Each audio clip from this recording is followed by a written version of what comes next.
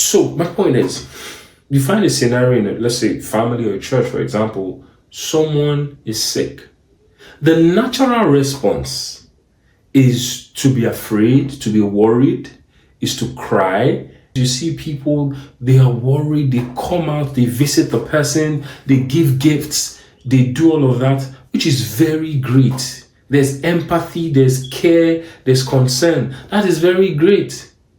But if that's all that we can do as Christians and as believers, how are we different from the unbeliever? How are we any more powerful or any more important or relevant than the atheist if that's all that we can do? The book of James, the Bible tells us that there's more to do. Our response to sickness should not just be care, worry, crying, concern, or buying of gifts or visitations, which are good, but prayer. As believers, as Christians, that should be our response.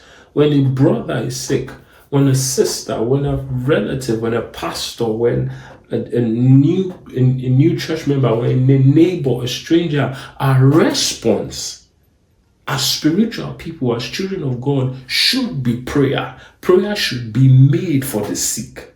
And that is intercession. Intercession should be our response. The book of James chapter 5, that verse 16, it says, therefore confess your sins to each other and pray for each other so that you may be healed.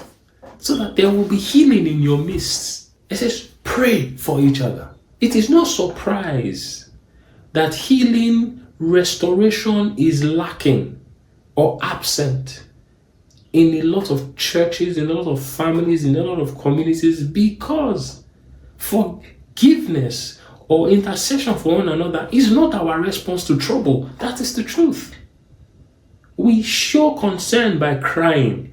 We show concern by being emotional. We show concern by buying gifts. We show concern by visitation. And these things are good. But they don't solve the problem. They don't solve the problem. James chapter 5 verse 16 says, pray for one another.